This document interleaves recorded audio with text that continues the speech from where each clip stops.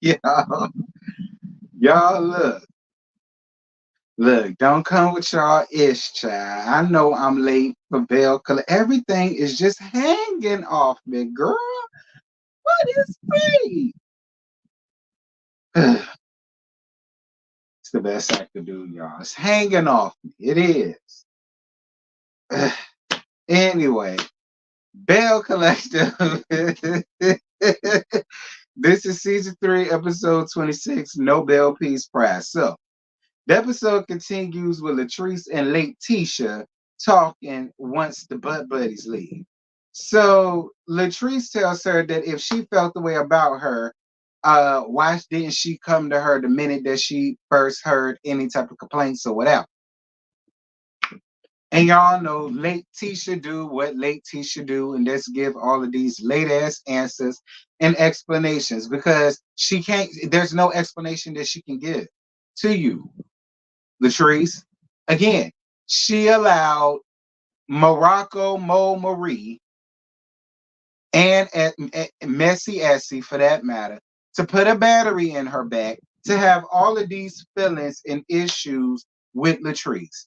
That's where that is. And for the people that choose not to see it, it's because y'all choose not to see it. Y'all are being willfully obtuse, which is fine. I mean, it's fine. I'm down for you not liking Latrice, but let's not sit here and act like we all don't see what the hell going on. That's all I'm saying.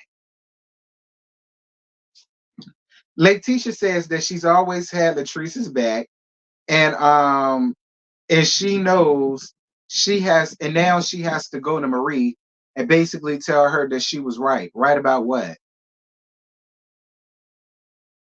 My thing about it is, Letitia, you have all of these feelings and expectations about this one situation that you had with Latrice, whereas Morocco Mo Marie fucked up 2 of your late tab booty ass brunches in season 1 and season 2. And you are like you couldn't give her all of that, but now you feel like you just got to give all of this and all of this rah rah rah to Latrice. That doesn't make no sense to me, honestly. I mean, just like I mean, I'm just saying, Marie, your homegirl ruined 2 of your brunches already. Where is all of this smoke and all of this ammunition and all of this rah rah shish kumbah for her? But you got all of this for Latrice. Girl, please. Your brunch was tired as hell, girl. Tired. I believe every word of what that store owner said when she said that her friend didn't eat her food because it was cold, her waffle and all that crap was hard. I believe all of that. I believe all of that. There were other complaints that was had about your tired, late, booty ass brunch. But you just want to place all of this blame on Latrice and try to make Latrice out to be an scapegoat for your failed brunch. Because it was a wash, girl. Moving on. Latrice apologizes for the comments she made down to her brunch, and they agree to disagree and move on. Latrice, I wouldn't apologize for a damn thing. I wouldn't apologize for a damn thing. Not one damn thing. I wouldn't have apologized for a damn thing. You better than me. I wouldn't have gave Letitia ass nothing but my ass to kiss. That's about as much as she would have gotten from me. That's as much as I can give. Letitia having a meeting with Misha Ray for her book launch, honey. And D manages the front desk now. D, how much is she paying you? Okay. Or is this some little side hustle and you go to your real job once the cameras go down? Please let me know. Because I'm still trying to figure out what income does Tisha have that she got enough of it to front you off bi-weekly. What is she giving you, friend? And what the hell is you managing? Like, yeah, that's what I want to know. What the hell is you managing? Now, D, you popped your ass up in my comments last season. Pop your ass back up in here this season. And please give me your job description and your job title. And please run a list down of everything that it is that you managing for late Tisha to late Tisha Parsons Enterprise.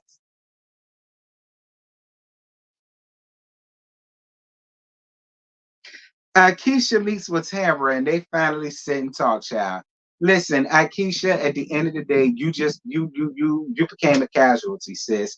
You were the new girl, and so you it just was what it was. As messed up as that is, as conniving as that is, and how harsh that may come out. That's just the truth of the situation, friend. Okay. You was the new girl. Ain't nobody hold no loyalty to you like that other than Tamara. So it's just like, girl, you know what I mean? And it was real late, Akeisha. It was real late. And you got a right to have your feelings. But I'm just saying, sir, like, girl, you the freshman child. Didn't nobody give a damn about your feelings, whether you sunk, swim, whatever, because you was the new chick, and that's just how that go. It was wrong though. It was. It was wrong. It was, but you listen. Then you pledge, you know how it go. So Akeisha clocked lightweight Tambra's pregnancy over her voice changing. I mean, listen, Akeisha, you be around her more than I do, so maybe that's how you know it changed. Cause to me, she still sound like Megaphone. But you know, fine. There was a cute little moment between the both of y'all, and I am glad that y'all two decided to not let y'all friendship fester behind this show. Y'all had a real legitimate friendship before these cameras, before Carlos King, before Oprah Winfrey owned network. Y'all had a legitimate friendship, and I'm glad that the two of y'all decided to be women, sit, talk, let bygones be bygones, and y'all can move on and start anew. So I'm down for that. Do not let reality TV ruin your friendship when you ain't got it. And don't let some miserable hoes come in between your friendship and ruin it. Like, don't do that. So Tambra telling a few of her cousins about her being pregnant, I thought that was a cute scene, but we can move on. JJ, Mama Oral, and So Gucci have lunch after she was kicked out. Now I ain't gonna lie, I really fast forward through all of it. But then some told me, nah, don't do that, T, because you don't want to miss some. In case you miss some.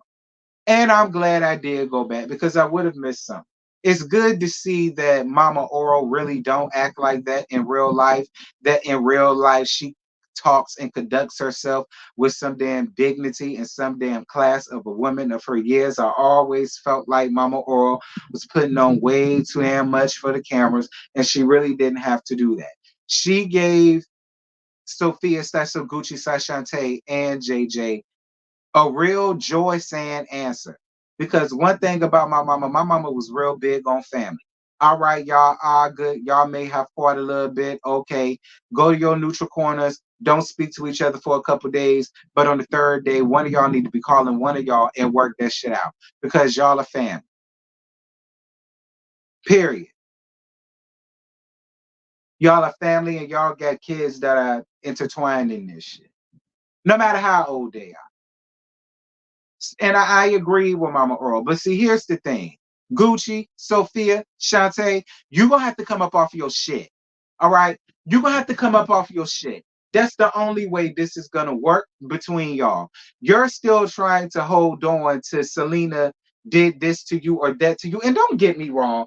Do I feel like Selena was innocent in anything? Hell no. Our Molden shows she had her petty moments just like you did as well. But be clear, most of that shit that went down on the show from what we saw, that came from you. It did.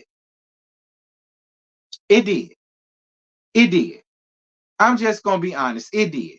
You wanted to smoke. Selena met you with the smoke, and now you want to turn around and cry victim and want to have your hand in all of this and all of that. No, no. You caused what happened to you to happen to you. Sophia, Soguchi, Shantae, you did.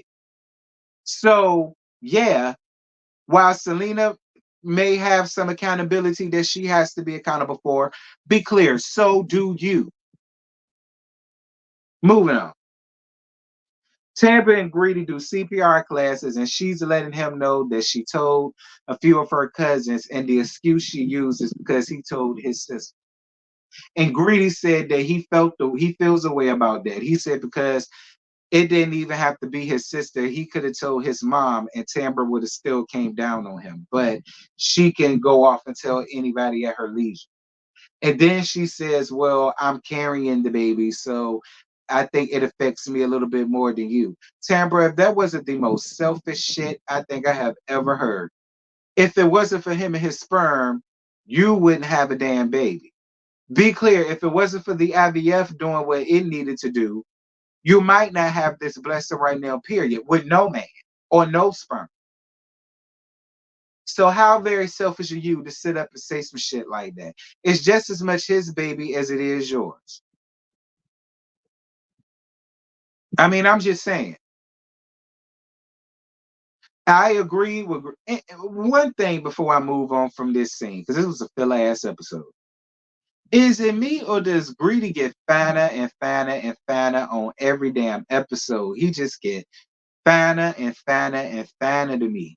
Like, I don't know what it is about Greedy because he's very ordinary, but he is so damn fine to me, girl. Like, Greedy reminds me of like a FedEx worker or or a UPS worker. You know what I'm saying? Or like Glendale and he do the tugboats or something like that. Like he give off a blue collar vibe, but it's so raw and so rugged and so hood. You know what I'm saying? Like Greedy's so damn fine. Tamber, you better be so damn happy that you got that man, you landed that man, and that man sperm landed all right, and it did what it did with help from the IVF and God. Because Greedy fine. I have all his chance. Every last one of them. Yes, I would. I would. I have all his damn chance. Greedy is just so fine, girl. I don't know what listen he is. Okay, he is fine, girl. Moving on. Moving on, because I just went on. Whew. Like he the type, he'll just come home and just pick you up, scoop you up with one hand. You know what I'm saying? Up about a small of your bite. And he'll just scoop you up real good, and then you just instantly know to just wrap your legs around him. And he just plant one on you real good. You know what I'm saying? And then when he sits you down, he smack you on your ass real good. And be like, so what's good? What's for dinner? Me. Me at that point. Anyway. Quit being selfish, Tambra. Moving on. A case in point. So we get down to Lake Tisha's book launch.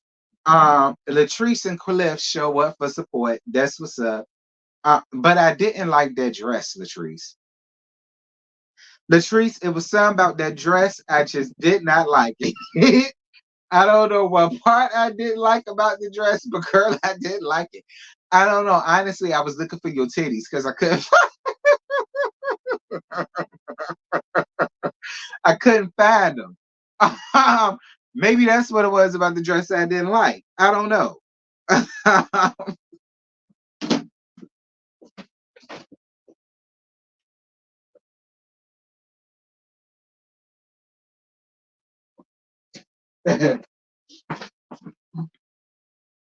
Like, girl, you had to keep doing this to it and stuff. I'm like, for what? I can't see shit. Ain't nothing falling out. You worse than Ashley.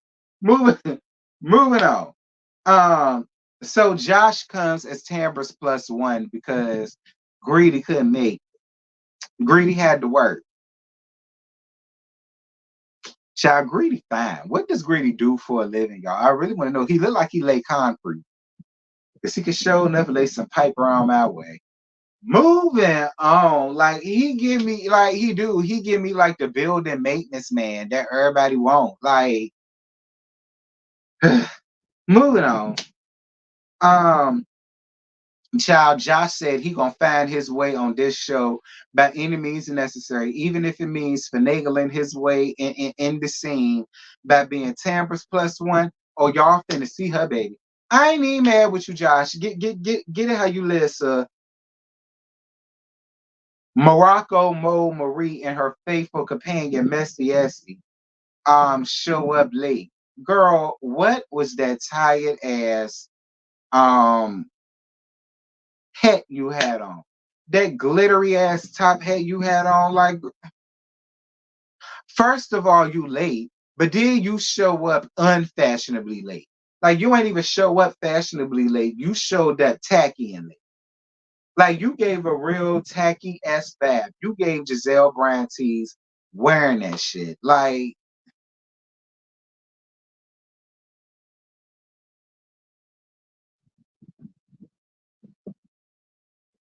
do you want to be all loud and shit while late Tisha talking and all of that? Like, for you to only show up with Essie. Like the way you like you would have thought you would have shown up with a man. Where's your man at, girl? Why you ain't ever got no nigga on your damn arm? You just got to bring Essie.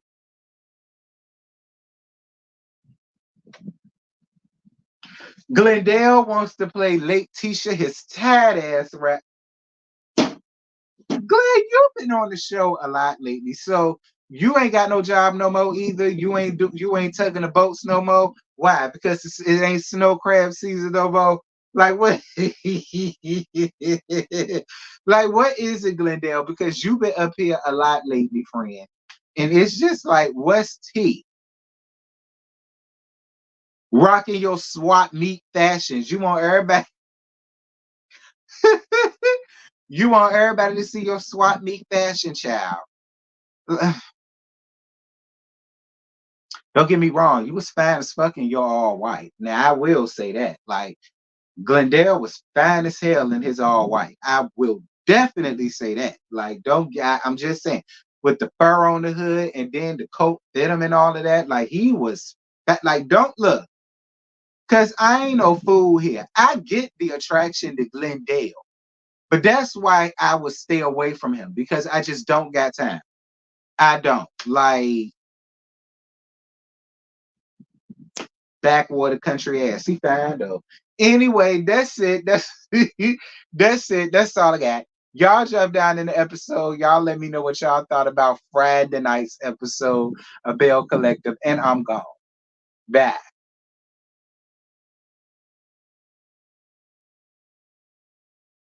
So tonight